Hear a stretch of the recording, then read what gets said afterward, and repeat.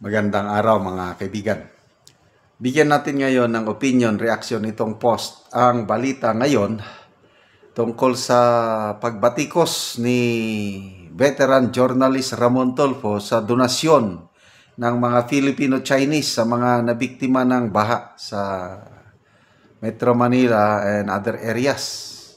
Ito, Ramon Tulfo binatikos after minimizing 1 million donation.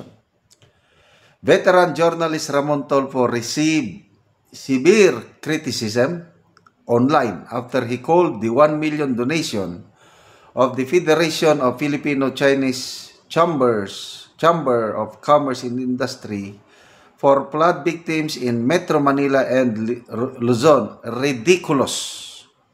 Kalukuhan, sabi niya. Anong kalukuhan yung mag-donate ka ng pera para sa mga biktima ng baha? Hindi ko maintindihan. Bakit mo tawaging kalukuhan? In his post, Tulfo questioned the value. Masyado daw maliit. Bakit? Maliit pang 1 million? Dami nang matulungan yan question the value, which he said didn't fit the group's wealth. But netizens immediately turned him down, saying it wasn't the whole story.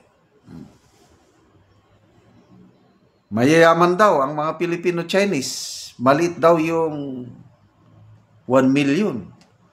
Kahit na 1 million, basta voluntary ibinigay. Bakit? Dapat pasalamatan, di ba? Bakit mo batikusin? Okay. Ang totoong donasyon pala, 10 million. Ito ang sabi ng mga netizens. Donations were 10 million. Only 1 million through Philstar report, according to a netizen.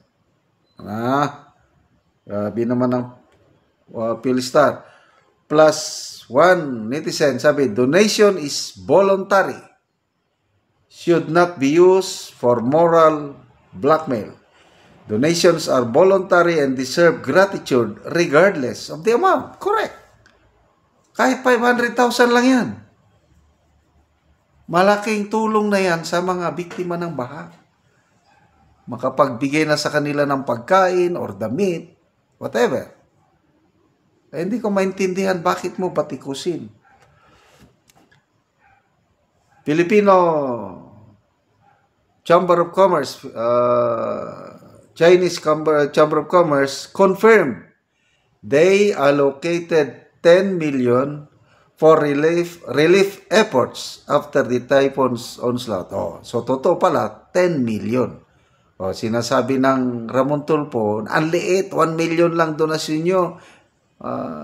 Parang, sinasabi niya, madamot ang Filipino-Chinese. Under the leadership of Dr. Victor Lin, they collaborated with the Filipino and Chinese Friends Foundation and other civic groups for widespread aid on July 31. They also, aside sa 10 million cash, they also turned over 10,000 sacks of rice to Mayor Isko Moreno for the evacuees in Manila. Aid also reached evacuation centers in Bulacan, Pampanga, Tarlac, Pangasinan, La Union, and others. Wow. Salamat po sa mga Filipino-Chinese. Pagpasensyahan nyo na lang. Si Mr. Ramon Tulfo, I don't know kung anong naisip niya. Instead na pasalamatan kayo, binabatikos pa kayo. Kalukuhan daw. Magkano naman ang na-donate ni Mr. Ramon Tulfo? Meron ba siyang na-donate? Kung wala kayong na-donate, huwag niyo na lang batikusin ang mga gustong mag-donate, di ba? Aside from the immediate help, the group also helps in long-term recovery such as distributing construction materials to the victims of the volcano eruption in Negros. The outpouring of support reflects our community's unwavering bayanihan spirit, delivering not just aid but hope, ani ni Dr. Lim. Meanwhile, Tulfo stood by his comment despite the widespread online backlash and said the public did not understand the point of his original post. Bahala ka na dyan, Mr. Ramon Tulfo, yan o.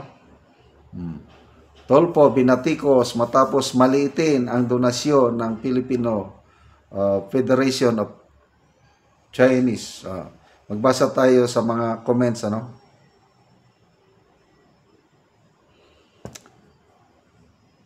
Joel Gloria Radana, buti nga may nagbibigay. Ikaw, nagbigay ba?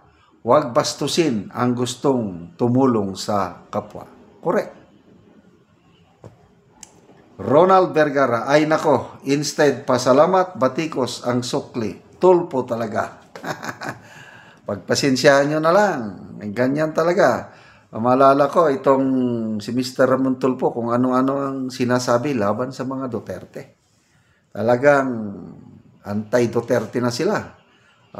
Na tutusin mo nung panahon ni PRRD, yung kapatid nilang babae ginawang DOT secretary.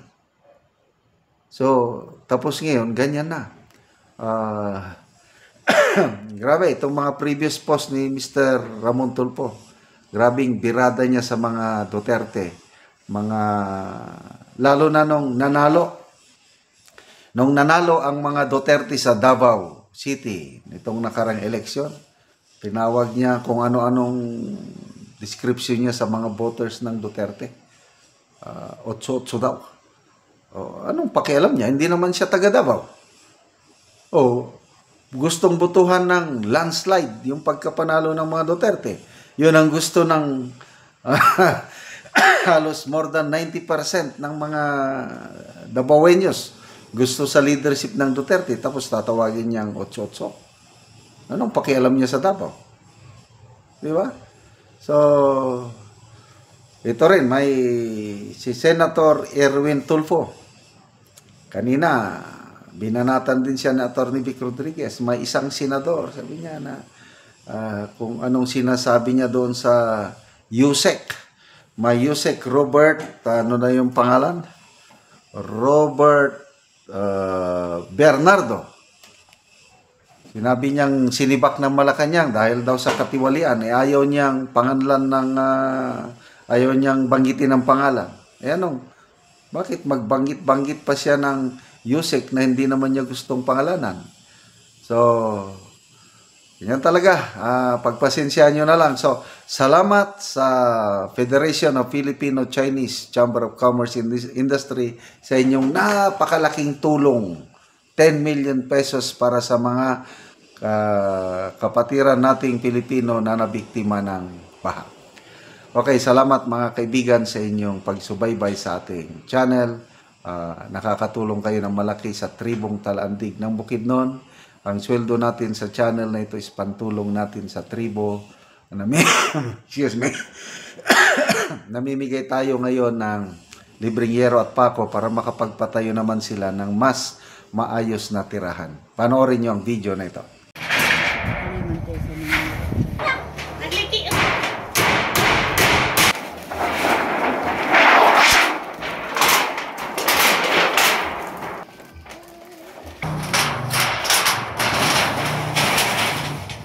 Karon nindot na gid kayo ang ilang atop. Nakaatop na gid sila, napulian na tong ilang yero nga 15 na katuig. Karon maayo na gid. Una-una, magpasalamat ko sa Ginoo nga naikuan og sa nagtabang og sin kay nailisa na gid among sin nga dinagid mi maulanan. Pa nga magpadayon ang ilang pagtabang, daghan pa ang nanginahanglan. Salamat mga 10 years na ning among balay. Oo. Ang akong anak dayon duha na kabuok. Dayon nga naman nga tungod aning kuan dugay na kaayo bago pa mo nakaatop og bago. Alang kay kanang kuan kung naatay kwarta, igo naman ipalit og pagkaon. Oo. Nya. mura. Mm. O di gyud mi makapalit og bago nga sin. Salamat kay sa naghatag. Pila day ka buok imong anak? Duha na. Duha imong anak. Oo. Oo, so tanan na sila ga eskwela. Oo, tanan na sila sa eskwela. Oo. So, salamat kayo. Oo, sige, salamat pud kay. Oo.